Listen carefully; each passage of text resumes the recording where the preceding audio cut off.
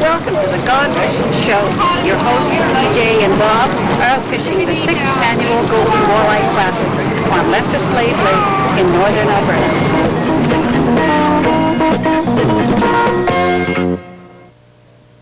Hi, welcome to Gone Fishing. I'm Bob Kirkpatrick. And I'm TJ Schwanke. Well, as you can see by the crowd behind me, there's a lot of excitement happening here. We're up at the 6th annual Golden Walleye Classic on Lesser Slave Lake, Alberta. This is one of the largest and richest catch and release walleye tournaments in the world. Now this tournament's run quite different than most of the tournaments we fish. It's a 3-day format with the top 50 pro teams making it to the final day and also 75 amateur teams. Why don't you stay with us as we go over some of the action that's happened in the last 3 days, and then we're going to end it off with the final presentations. No one knows who the winner is yet, so stay with us for some great action. The OMC Evinrude Outboard Golden Walleye Classic, held each August in High Prairie, Alberta, is the largest and richest catch and release walleye tournament in the world. It attracts 350 two-man teams from all over the world and offers over $127,000 in cash and prizes. All participants fish the first 2 days of the tournament, with the top 50 teams returning the final day, competing to take home their share of the prize money. Teams are allowed to weigh 5 fish per day, and it's the greatest combined weight of the 3 days that takes home the $20,000 first prize. The Golden Walleye Classic has adopted some of the most stringent guidelines in the business, and all fish are required to swim upright in a tank before they may be weighed. Anglers must have live, healthy fish.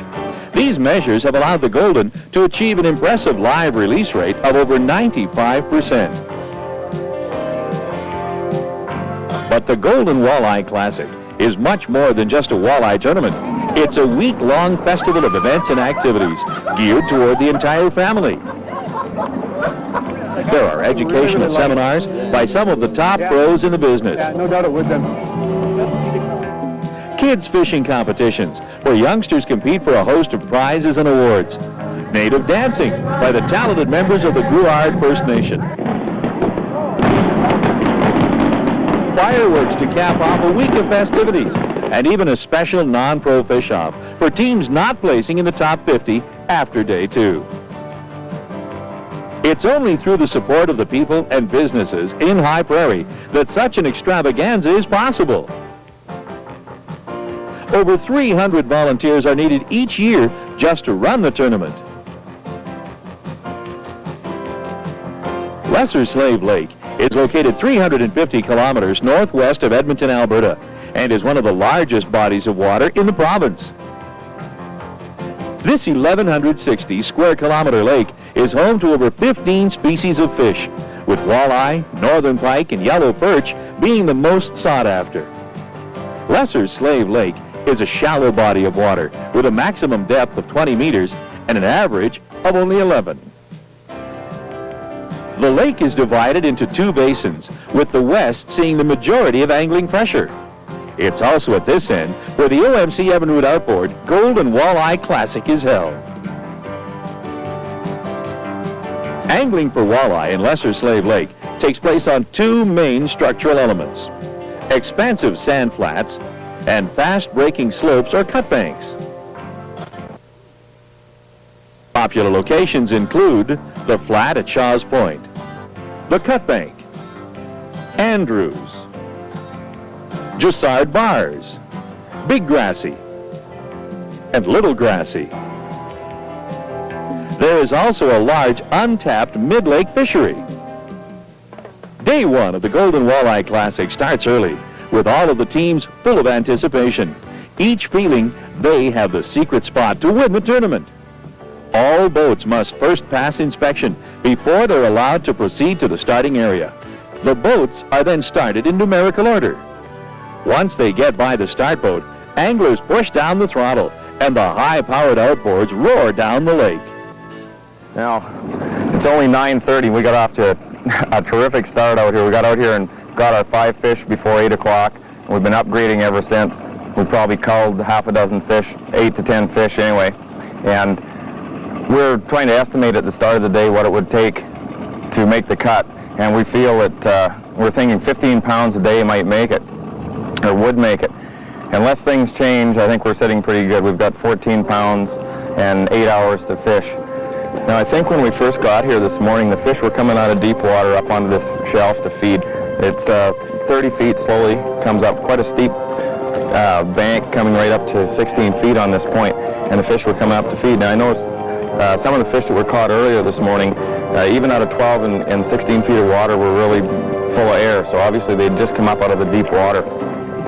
I don't know why they've shut down now. I'm sure that later on in the day they'll come back up on here. Maybe it's getting a little too bright, or the boat activity has chased them off, but once the action slows, the boats will clear out and give the fish a chance to get back on here. This is obviously a really good feeding shelf, and they will be back here at some time today, so we're just going to have to keep coming back and checking it and checking it. I know there's going to be a lot of activity here. This is a pretty popular spot, but you can't leave when things are going like this.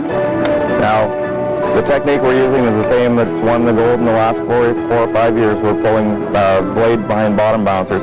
We do have a few more techniques that we're going to try once the action slows right down. We're going to probably try some rigging. TJ just left 5 minutes ago. He had 4 fish in the well. He's running down the lake a little further. He wasn't having quite the luck we were, so he's going to go try one of his other spots. Well, it's about 10:30 here in the first morning of the Golden Walleye Classic. We were the first flight out, and we started on a piece of structure called Cut Bank. It's a really fast-breaking slope. We caught the fish right up on top of it this morning in 15 feet of water. So we were trolling a 3-way rig with a spinner behind it with a night crawler on it, and we were trolling them fairly fast, and we picked up our 5 fish fairly quickly. And then there was just a ton of boats moved in. There was probably 100 boats on there, and I think the pressure kind of took its toll, and the fishing slowed down. So we decided to come down the lake here, and we had a little bit of problems with one of our batteries, so we've been kind of playing with that here for the last couple hours. Finally got it fixed, so we're getting back to fishing now.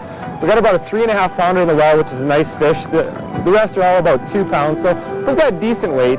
You know, it's going to keep us in there. So now we're just going to go hunting for those bigger fish. I think it's going to take 15, 16 pounds to put you up in the top 10 today. We're doing something a little different than a lot of the competitors. We're running what's called a 3-way rig, and rather than using a bottom bouncer as a weight, we're using a dropper with a bell sinker on it.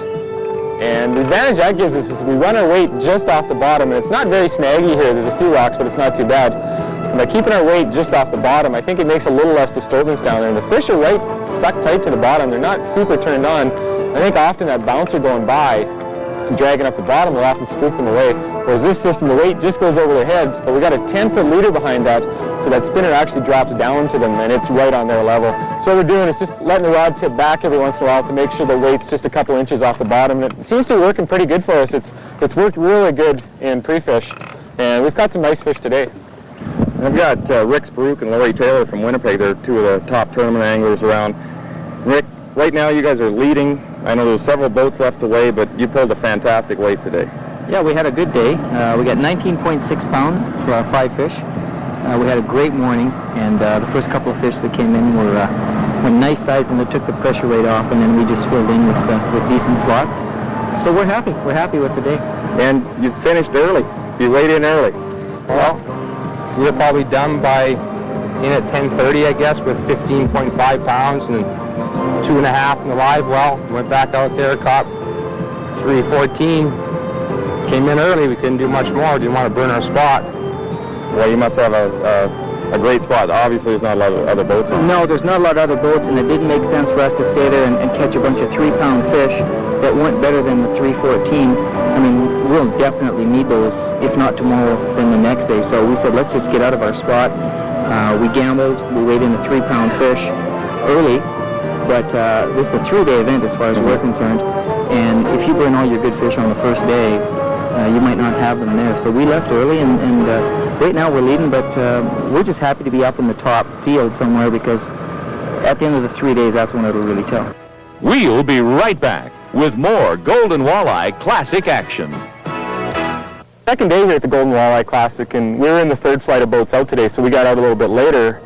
And we decided to start at cut bank again. It's been really good to us in pre-fish, and we did catch some nice fish here yesterday. We knew there was going to be a ton of boats here, and there was probably 100 boats when we got here. We talked to a lot of people. The fish were biting early. So what we did is, rather than fish where we did yesterday where all the boats were concentrated, we moved down the structure a little bit and kind of found a big void where there was no boats, pulled in there, and we had 5 fish in the well probably in 5 minutes. They were just snapping. So I think the pressure from yesterday and then again this morning kind of moved the fish off the prime structure. But they're still holding in this area. Obviously there's a lot of feed here and a lot of things to attract them. So we just moved into that area. The fish are definitely pressured. They're turned off a lot. So we're running super long snells, 8.5 to 10 foot snells on our rigs. Most guys are only running 5 or 6 feet, and we seem to be catching 3 or 4 times as many fish as everyone else. So I think we slowed our speed down a little bit too, which I think is helping. Now I know there were some good weights come early, but we talked to the leaders and they had no fish at all in their boat. So that's what can happen on this lake. I know the fish have been really goofy all week. You'll catch them one day and you don't catch any the other. You never know. We're not too far out of it. We had decent weight yesterday and we've got about the same in the well right now, and it's 9:30, so we've got a long day ahead of us yet.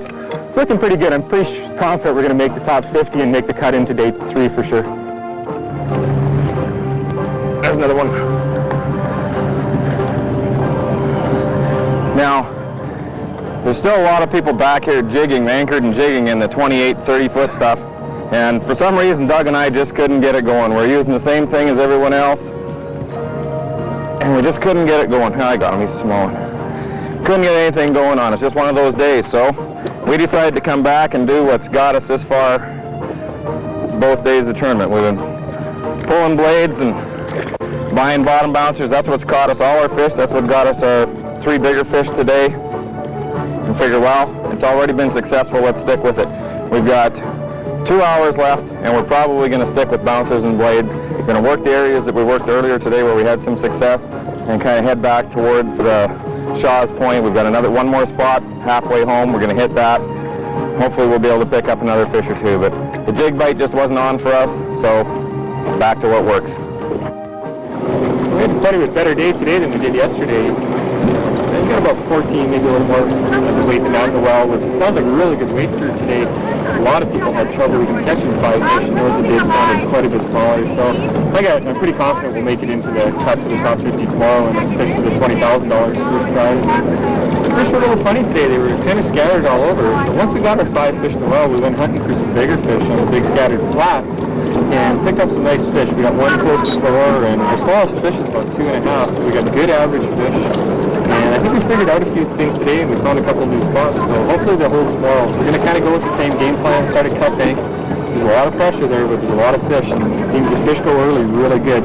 So we'll start there until the fishing dies, and then we're going to start getting other spots, and hopefully be up there on stage tomorrow. Well, we finally managed to cull a fish. It didn't come early. What time was it? 10 to 5 we culled our first fish, so we've got a pretty good weight, I think, for today. I'm guessing around 13 pounds. Luckily, we got 3 3-pounders earlier in the day, and then it just shut down completely for us. I'm quite sure we'll make the 50 that fish tomorrow. We should have a total of about 28 pounds, 28, 29 pounds, and hopefully that'll make it in the top 50 for tomorrow. So got a lot of work ahead of us now. I know a couple of the other guys did good today. It sounded like, from what I've heard on the water, that in general is a little bit tougher and the weights might be down a bit.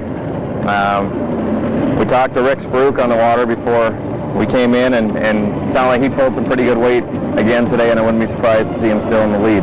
He didn't do quite as well as yesterday, or hadn't by the time we left him, but it was a little tougher, and there's still going to be some good fish in there today. It's going to be a tight race.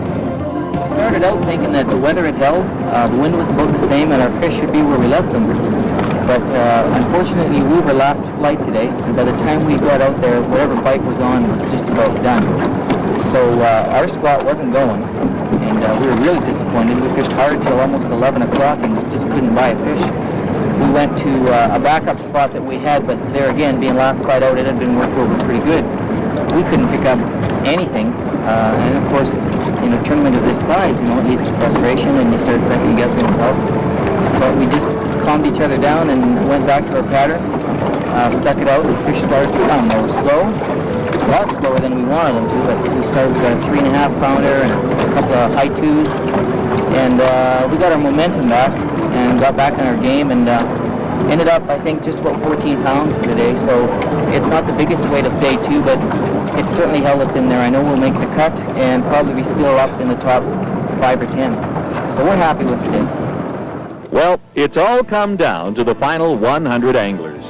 One of these lucky teams will be taking home the grand prize of $20,000 cash. Who will it be? As the flag drops and the first flight heads out, man and machine will once again be tested to the limit. These are the top anglers in the nation, but the previous 2 days of tournament action and a week of free fish have taken their toll. Only the fittest have survived to compete on this final day.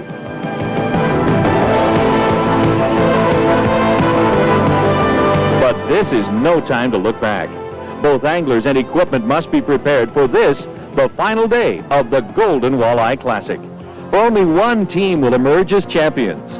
Who will win? Only time will tell.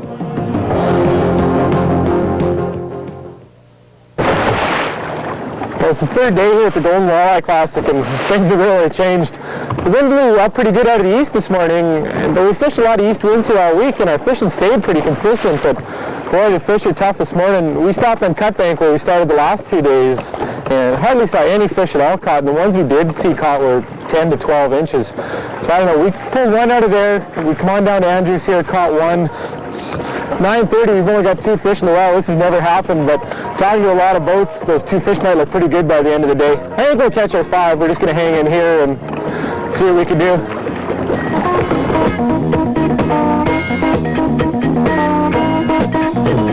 I want to show you 2 knots that you're going to find very useful when fishing bottom bouncers and spinner rigs. In fact, they'll cover most angling situations. The first is the improved clinch knot. It's the knot we use to tie the main line from the rod to your bottom bouncer, or any other lure for that matter. You begin by running the main line from the rod through the eye at the top of the bouncer. Wrap that tag end around 6 times, 4, 5, 6, and take that tag, run it through the loop you've created at the eye, then back through the next loop. And all you do is just slide it tight. Now you're going to want to wet that knot a little bit just to prevent any friction from weakening it. Then just take and trim that tag off, and you've got a nice secure connection for any lure. The second knot I would like to show you is the snell knot. Now it's the knot you use to tie the hooks on to your spinner rig.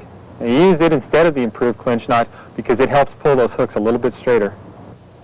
Take a pre-cut length of mono for the length of spinner rig you want, slide it through the eye of the hook this way, grab between your forefinger and thumb, and wrap it around the shank 6 times. I usually use Berkeley XT 10-pound test for this. 6.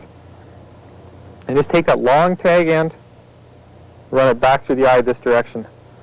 Just tighten that up real slow. And there's the simplest snell knot you'll ever see.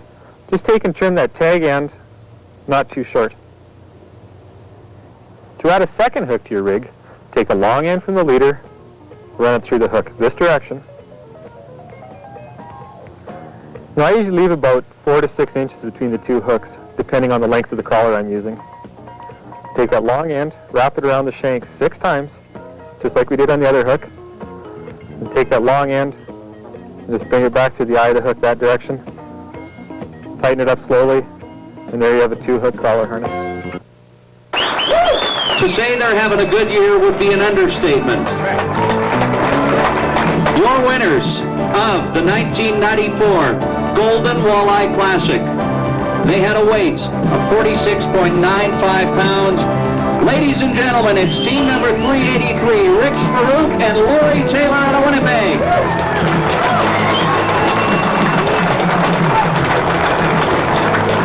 $20,000. Give them a big hand, ladies and gentlemen. These are your winners. They fished hard. Before you leave, I think you want to keep in mind that this is one of the classiest tournaments in Western Canada, if not all of Canada. And I'll tell you the proof in the pudding. I saw a guy out there today fishing in the amateur side with his 7-year-old son. And if that's what the Golden Walleye can do, is get that young fella out there instead of hanging out at convenience stores, and man, I'll support this tournament until the day it dies. I want to thank the committee, the organizers, all the volunteers, the people at the weigh-in, the biologists. You guys did a great job at the weigh-in. You looked after the fish, you looked after us, you got us out of there quickly as you can. A super job. I think everybody here needs to give these people a hand on running a classy tournament and show we appreciate all the work they've done. So let's give them a good hand, you guys. I've got the tournament champions here, Rick Spruik and Laurie Taylor. Guys, what a great job. What everybody wants to know is what special techniques did you use that no one else was using? Obviously there was something. Go ahead, Lauren. Well, I guess what we did is we found our spot pre-fishing the last day, which I said before was the most important day, is the last day of pre-fishing.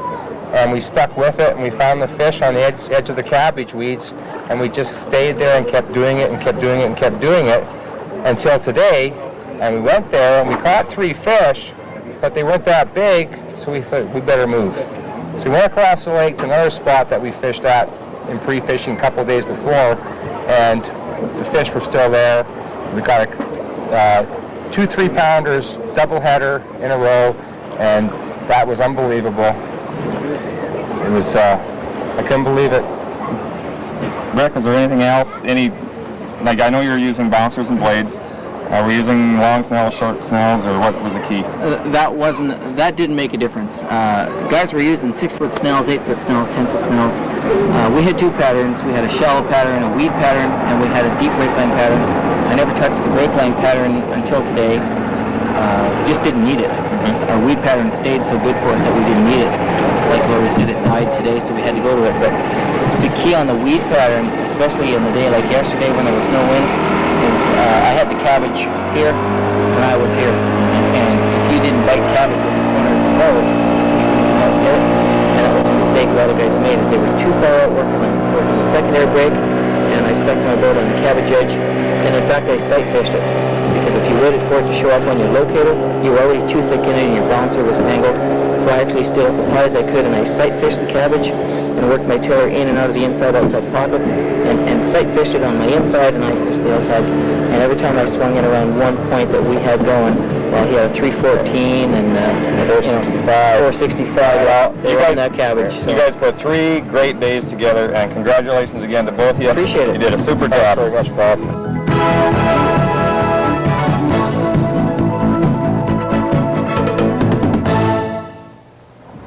Well, Bob, it's been another fabulous tournament here at the Golden Walleye Classic. This is undoubtedly one of the premier events in North America.